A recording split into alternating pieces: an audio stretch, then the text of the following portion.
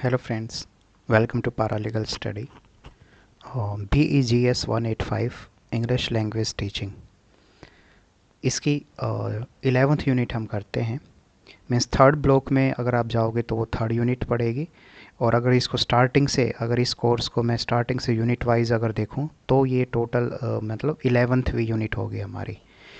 तो use of information technology and web based resources. Friends, बहुत important unit है ये आज के संदर्भ में अगर हम बात करें तो इसको भी हम क्या करेंगे, क्वेश्चंस की फॉर्म में समझेंगे इस पूरी यूनिट को। और जिन भी स्टूडेंट्स को नोट्स चाहिए बिल्कुल क्रीम फॉर्म में, तो वो मुझे मैसेज कर सकता है, और 10 रुपीज़ पर यूनिट के हिसाब से आप नोट्स को बाई कर सकते हैं। तो देखो, इसमें अगर हम बात करें कि सबसे पहले है कि भाई इंटरनेट होता क्या है, अगर इसी की सबसे पहले क्वेश्चन बनाया जाए तो वो है कि internet is a global collection of interconnected network of computer. तो जो कंप्यूटर्स का जो नेटवर्क है जो इंटरकनेक्टेड होता है, मीन्स ग्लोबल लेवल पे। भाई सिंपल सी है, अगर अभी हम बात करें कि मैं ऑनलाइन आपको यहाँ से लेक्चर बना रहा हूँ, ठीक है, लेकिन इस लेक्चर को कोई भी सुन सकता है, कहीं पे भी बैठ के सुन सकता है। इसका मतलब क्या हुआ कि ग्लोबल के रूप में पूरा ग्लोबली एक नेटवर्क है कनेक्शंस का, तो उसी को ही हम बोलते हैं सिंपल भाषा में इंटरनेट।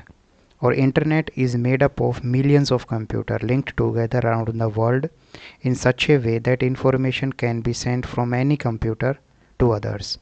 तो किसी भी टाइम और एक जगह से आप दूसरी जगह पे इंफॉर्मेशन को सेट कर सकते हैं, और मिलियंस ऑफ कंप्यूटर जो हैं पूरी दुनिया में लिंक्ड हैं एक दूसरे से। The internet is often describe a network of networks. तो इंटरनेट का जो दूसरा नाम है वो नेटवर्क ऑफ नेटवर्क्स भी बुलाते हैं। क्यों? क्योंकि इसमें सभी जो चीज़ें हैं, जो नेटवर्क्स ऑफ ऑर्गेनाइजेशंस, इसके अलावा चाहे वो स्मॉल हो बड़े, सभी जो हैं वो चीज़ें जुड़ी हुई हैं, इसीलिए इसको नेटवर्क ऑफ नेटवर्क्स भी कहते हैं। नेक्स्ट जो क्वेश्चन है वो mention some of the use of the internet. तो देखो, अगर एक तो चीज़ है बेसिक सी कि इसमें हम कहें कि नेटवर्क्स, ये जो इंटरनेट है इसका बेसिक यूज़ क्या है, तो सबसे पहले तो वही है कि भाई चैट कर सकते हैं, सेंड मैसेजेस, इलेक्ट्रॉनिक फाइल्स जो हैं उनको सेंड कर सकते हैं, मेल कर सकते हैं। इसके अलावा हम बात करें फाइल ट्रांसफ़र, जो ट्रांसफ़र है, वीडियो कॉन्फ्रेंस कर सकते हैं। वी कैन डू रिसर्च, हम रिसर्च कर सकते हैं, डाटा कलेक्शन हो सकता है इस पे। इंटरनेट पे हमें लाइब्रेरीज़ मिल जाती हैं, हम न्यूज़ जो हैं या और जो भी इंफॉर्मेशन है, पिक्चर्स, वीडियो मटेरियल्स, उन सब को हम एक्सेस कर सकते हैं। रिसर्च का मैंने बताया। इसके अलावा ई लर्निंग एक बहुत इंपॉर्टेंट पार्ट है आज के दिन, जो कि अगर हम कहें कि ई लर्निंग के कारण, खासकर कोविड के बाद से जो ई लर्निंग का कॉन्सेप्ट है वो तो बहुत ज़्यादा इमर्स्ड हुआ है। अभी आप देखो, घर बैठे आराम से अपना सुन रहे हैं इस लेक्चर को, ठीक है, और आपको नोट्स चाहिए तो जैसे तो आपको नोट्स व्हाट्सएप के थ्रू मिलते हैं, तो वो भी क्या है कि आप फिज़िकल चीज़ों की ज़रूरत नहीं है, आप ऑनलाइन भी वो सब चीज़ें जो हैं वो अपना जो वर्क है वो कर सकते हैं। इसके अलावा अगर हम बात करें तो डे टू डे जैसे स्पोर्ट्स, वेदर, करंट अफेयर्स की जो चीज़ें हैं वो अपडेशन हमें मिलती है। लोकेशंस के बारे में हमें बहुत अच्छे से चीज़ें पता लगती हैं। इजीली पेमेंट जो है, ऐसे बहुत सारे, मतलब एक नहीं है, बहुत सारे यूजेस हैं, लेकिन मैंने आपको वो सब बताए हैं जो हमारे से डे टू डे लाइफ से जो चीज़ें जुड़ी हुई हैं। नेक्स्ट जो क्वेश्चन है कि वेबसाइट्स क्या होता है। वेबसाइट का सिंपल भाषा में बात करें तो www, वर्ल्ड वाइड वेब, इसे यही है वेबसाइट। तो सिंपल है कि there are millions of the site. World wide web जो है www, उस पर मिलियंस ऑफ साइट हैं, उन्हीं को बोलते हैं हम web sites. For each query that we put on the search engine 100 of website link are open. अगर आप कोई भी, अभी मैं एक छोटा सा एग्जांपल है कि मैं अभी सर्च करूं, जैसे फॉर एग्जांपल यूएसए इकनॉमी, ऐसा मैंने सर्च किया तो उसमें बहुत सारी जो साइट्स है वो ओपन हो जाएंगे। तो ये सब क्या है, ये वेब साइट है। सर्च इंजन, नेक्स्ट क्वेश्चन है कि सर्च इंजन क्या है, उसका एग्जांपल बताइए। तो सर्च इंजन है is a web server that searches for information. तो सिंपल है, सर्च इंजन का मतलब ये है वो सर्वर जो चीज़ों को सर्च, जब हम किसी भी चीज़ को सर्च करते हैं तो ये सर्वर के थ्रू जो हमें इंफॉर्मेशन वो आगे प्रोवाइड करता है। वेरियस जो वेब सर्चर या जो वेब सर्च इंजन है उसमें जैसे गूगल है, याहू है, आस्क है, बिंग है, ये कुछ इंपॉर्टेंट गूगल ये सर्च इंजन है जो आपको ध्यान रखना है। इसमें सबसे फेमस जो है वो गूगल है। आगे है डिजिटल लाइब्रेरी क्या है। डिजिटल लाइब्रेरी का मतलब मीन्स क्रिएशन एंड डिस्ट्रीब्यूशंस और collections of the all informations over network ranging from converted historical methods to the a kind of information that have no analogies in the physical world. Simple है कि digital library वो होता है जहाँ पे collection है, distributions है, hundreds of millions of आप कह सकते हो बुक्स का, डाटा का, और ये सब चीज़ों को आप इजीली एक्सेस कर सकते हो। नेक्स्ट अगर हम बात करें फ्रेंड्स कि ऑनलाइन डिक्शनरी क्या है, तो ऑनलाइन डिक्शनरी देखो अभी हम कोई भी मीनिंग अभी मान लो समझ नहीं आ रहा है हमें। फॉर एग्जांपल हमें कोई वर्ड है जैसे इंगेज, एक वर्ड है, मान लो इंगेज का मीनिंग नहीं पता तो हम तुरंत उसको गूगल पे डालेंगे इंगेज, तो वहाँ पे कैम्ब्रिज डिक्शनरी है, ऑक्सफोर्ड डिक्शनरी है और अदर जो डिक्शनरीज़ हैं, तो उनके थ्रू जो ऑनलाइन डिक्शनरीज़ हैं कहने का मतलब, तो वो हमारे आई मीन इस पूरा इंसाइक्लोपीडिया इवन वोकेबलरी की पूरी हिस्ट्री तक भी बताते हैं। कुछ ऐसी साइट हैं कि ये जो है कितना पॉपुलर वर्ड है, नहीं है, कितना इसको फ्रिक्वेंटली यूज़ किया गया है, इस तरीके की चीज़ें। इसके अलावा जो ऑनलाइन डिक्शनरीज आज के दिन वो बहुत हेल्पफुल है। जैसे आपको कहीं जाना है तो आपको कोई डिक्शनरी मतलब फॉर एग्जांपल रेस्टोरेंट से रिलेटेड कुछ वोकेबलरी, कुछ फ्रेज चाहिए तो वो आपको मिल जाएंगे। इसके अलावा कुछ आपको एयरपोर्ट के से रिलेटेड, ट्रैवलिंग से रिलेटेड, तो उससे रिलेटेड टॉपिक्स पे आपको जो डिक्शनरी में वो सब चीज़ें मिल जाएंगी। और उसको एक और चीज़, आप अपनी खुद की डिक्शनरी भी क्रिएट कर सकते हैं जिसमें चीज़ों को, वर्ड्स को ऐड कर सकते हैं and over the period of time कुछ वर्ड्स को आप उसमें रिमूव भी कर सकते हैं। तो ये भी एक फ़ायदा होता है। नेक्स्ट जो क्वेश्चन है जो काफ़ी इंपॉर्टेंट हो सकता है और इसके काफ़ी, क्योंकि ऐसे क्वेश्चंस का वर्ड सुनते ही बच्चे घबरा जाते हैं। जैसे जो वर्ड है कि व्हाट इज़ कॉन्कॉर्डेंसर, तो सॉरी, कॉन्कॉर्डेंसर जो है ये क्या वर्ड है, तो it is a piece of software which can be installed on a computer and also accessed on the internet. They are extremely important if we wants to checking language currency and authenticity. देखो अगर मान लो आप language कोई आपको पता नहीं कि आप ग्रामेटिकल ठीक लिख रहे हो या नहीं, आपको नहीं पता जो लैंग्वेज की फॉर्मेशन, जो आप फॉर्मेशन उसमें जो स्पेलिंग एरर तो हैं या नहीं है, तो इसका मतलब सिंपल मैं बात करूँ कि बहुत इंपॉर्टेंट है। लैंग्वेज करेंसी भी इसको बोलते हैं। इसमें जो ऑथेंटिसिटी है आप लैंग्वेज की वो जांच कर सकते हैं। तो जो ये कॉन्कॉर्डेंसर मैंने बताया एक सॉफ्टवेयर है which is install in a computer to used for the language purpose. तो आप ध्यान रखें, बहुत इंपॉर्टेंट है। नेक्स्ट है इलेक्ट्रॉनिक जो मेल है वो क्या है। इलेक्ट्रॉनिक मेल को हम कॉमनली सिंपल भाषा में गए तो मेल भी कहते हैं। जो भी आप मेल आईडी या मेल है वो उसको इलेक्ट्रॉनिक मेल भी आप बोल सकते हो। ये मोस्ट इंपॉर्टेंट है आज के दिन और इसकी जो अप्लीकेशन है, इसका यूज़ है वो तो बहुत ज़्यादा है। 1% 2% डायरेक्ट मैसेज कर सकते हो, इवन बहुत सारे बंदों को हम एक साथ मैसेज डिलीवर कर सकते हो।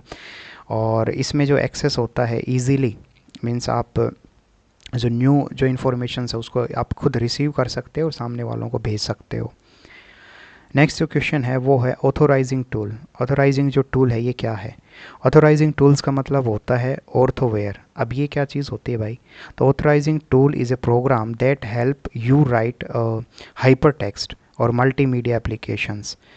जैसे अगर सिंपल सी हम भाषा में इसमें बात करें सॉरी, जैसे कि authorizing tools facilitate the users to create an application by bringing different media such as text, picture, diagram, audio, video file together.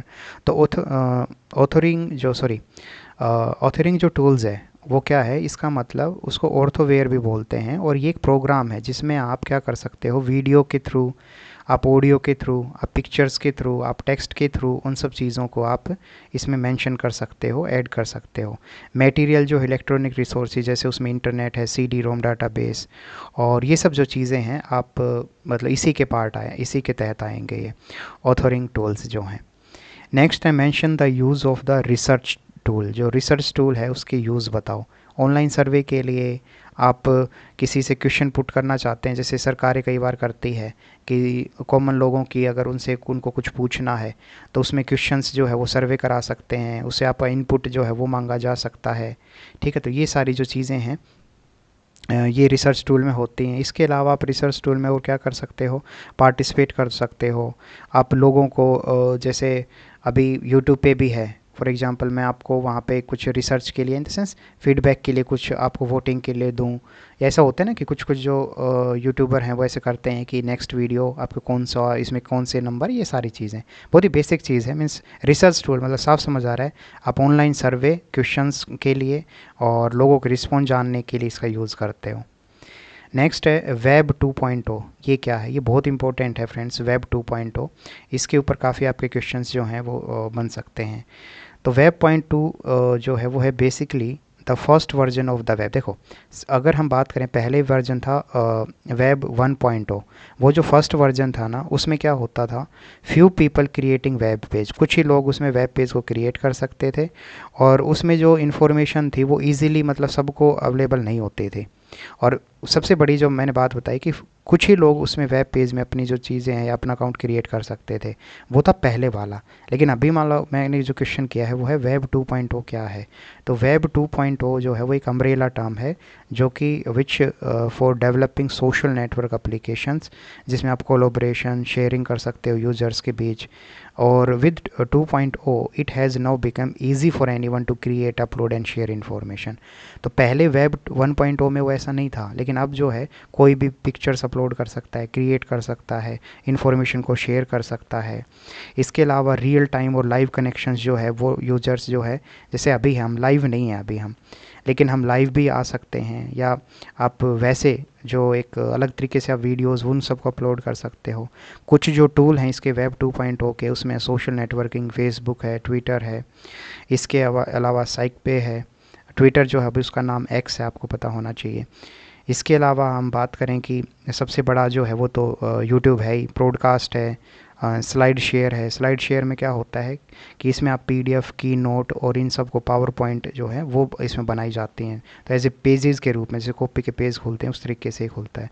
Podcast में आता है कि कोई भी आप ऑडियो बना सकते हो, तो उसमें क्या होता है कि आपको वो जो साउंड और वीडियो जो फाइल है उसको कोई भी बंदा फिर इजीली सुन सकता है किसी भी टाइम पे। तो पॉडकास्ट है, स्लाइड शेयर मैंने बताया।